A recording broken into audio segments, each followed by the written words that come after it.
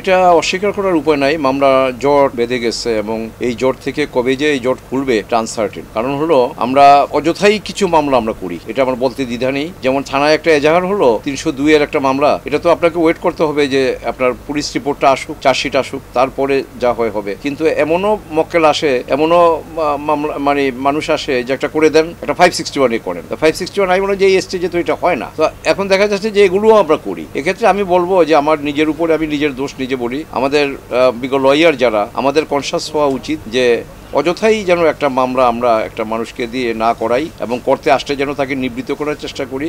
কারণ 2 বছর 3 বছর পরে দেখা গেল যে এই মামলাটা সে কোনো ফল তো পেলই না, বরঞ্চ সে খরচান্ত হলো। এটা একটা বিষয় আছে। আর আরেকটা বিষয় যেটা, সেটা হলো যে আপনার মামলা ডিসপোজাল, এই ডিসপোজাল কম হচ্ছে। এটার কারণ হলো যে আপনার মামলার অ্যাডজার্নমেন্ট চায় এক পক্ষ না এক পক্ষ। তো সেক্ষেত্রে আপনার আমি আবারও বলবো, দেশের মানুষের স্বার্থে আইনজীবী হিসেবে আমি যেটা মনে করি যে আপনার লিটিগেন্ট পিপল যারা, তাদের অবস্থা দেখতে হবে। সর্বোপরি আমাদের এই প্রফেশনাল ইথিক্যাল পয়েন্ট অফ ভিউতে যদি আমি দেখি, আমাদের ইথিক্স একটা মেনটেন করতে হবে। সেক্ষেত্রে আমরা অ্যাডজার্নমেন্ট না নেই, আমরা ব্রিফ যার যখন আসে সেই ব্রিফটা আমরা যদি মনোযোগ সহকারে দেখি, কোর্টকে যদি আমরা কোপারেট করি, এবং আমরা যদি কোর্টে মামলা করতে না চাই, জজ সাহেব তো জোর করে আমাকে দিয়ে মামলা করতে পারবেন না। আর একটা সবারই তো কোড অফ কন্ডাক্টের ভিতরে একটা লিমিটেশনের ভিতরে আছেন। তো আমি মনে করি যে ক্ষেত্রে মাননীয় বিচারপতিবৃন্দ মহোদয় যারা আছেন ওনারা সচেষ্ট হবেন। আর আইনজীবী হিসাবে আমাদের সচেষ্ট বেশি হতে হবে। আমরা যেন মামলায় সময় না নেই অযথা, এবং আমরা কোর্টকে যেন অ্যাসিস্ট প্রপারলি করি, এবং কোর্ট বেশি সংখ্যক মামলা ডিসপোজাল করার ক্ষেত্রে আমাদের করণীয় যেটা, এটা করা থেকে যেন আমরা আমরা যেন পিছপা না হই। আর আরেকটা কথা যেটা, সেটা হলো যে একটা মামলা শুরু থেকে শেষ পর্যন্ত ঈপ্সিত যেই ফল, এই ফল পেতে হলে বা এটা তাড়াতাড়ি এই মামলাটাকে ডিসপোজাল করতে হলে এখানে একজন পিয়ন থেকে প্রসেস সার্ভার থেকে আরম্ভ করে সবার কিন্তু দায়িত্ব আছে। কারণ আমার চেম্বারের আমার যে ক্লার্ক, তারও কিন্তু দায়িত্ব আছে। সে যদি আমাকে প্রপারলি একটা জিনিস আমার নোটিশে না দেয়, এবং একটা কাজ আমি তাকে দিলাম যে এই নোটিশগুলো সার্ভ করার ব্যবস্থা করো, এগুলো কোর্টে জমা দাও, নিয়ে অফিসে জমা দাও, সে যদি এটা না করে তাহলে অফিস আমার থেকে নোটিশ পাইল না, কাজে এটা উনি পাঠাবে কী করে? সেই জন্য অ্যাডভোকেট চেম্বার থেকে তার ক্লার্ক থেকে আরম্ভ করে অ্যাডভোকেট সাহেব নিজে, আর কোর্টে একেবারে পিয়ন চাপটাসে থেকে আরম্ভ করে প্রসেস সার্ভার থেকে আরম্ভ করে মাননীয় বিচারপতি মহোদয় পর্যন্ত সবারই সদিচ্ছা একযোগে কাজ করলে পরে আমি মনে করি যে এই অবস্থা থেকে আমরা পরিত্রাণ পাবো। বেঞ্চ পর্যাপ্ত নাই, এটা আমার বলতে দ্বিধা নেই, এবং এটা আপনার মাননীয় বিচারপতিদের সংখ্যা বাড়াতে হবে, কোর্ট বাড়াতে হবে, এবং এটা 18 কোটি মানুষ। এখন যদি বলে যে আরে আমরা 2 জন জজ সাহেব দেখছি যে তারা সবারে মামলা করে দিচ্ছে, তারপরে তখন মামলা কয়টা ছিল আর এখন মামলা কয়টা? কাজেই কোর্টের সংখ্যা বাড়াতে হবে এবং বিচারকের সংখ্যা বাড়াতে হবে, এবং মানসম্পন্ন আইনজীবীর প্রয়োজন, মানসম্পন্ন বিচারকও প্রয়োজন।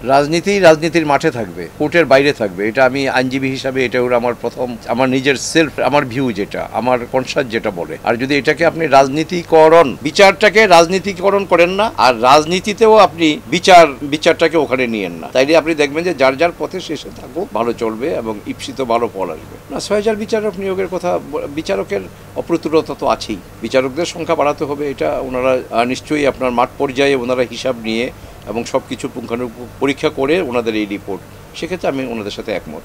আমাদের আইনে একটা কথা আছে, justice delayed, justice denied, justice হারিড, justice buried. আপনার তাড়াতাড়ি বিচার হলেই ন্যায় বিচার হবে, আর ধীরে সুস্থে বিচার হলে অবিচার হবে, এটা আপনি বলতে পারেন না। বিচার আপনাকে করতে হবে, এবং বিচারটা আপনি কোর্টটাই যথেষ্ট না।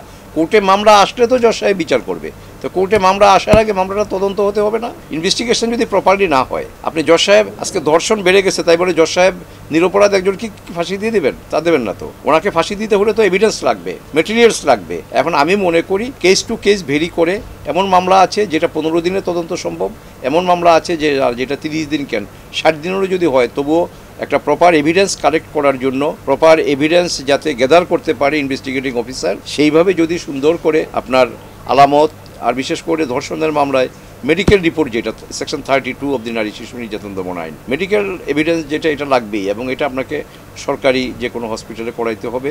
করাতে গেলে পরে আপনার এই টেস্ট, কেমিক্যাল টেস্ট ইত্যাদি এগুলোতে সময় লাগে। আর এখন ডিএনএ টেস্ট যেটা হচ্ছে, এই ডিএনএ টেস্টের জন্য তো আপনাকে আপনার মেথডিক্যালি যদি এটা করতে হয় বা সায়েন্টিফিক্যালি, এটার ওদের যেই সময়টা লাগে এই সময়টা তো দিতে হবে আপনাকে।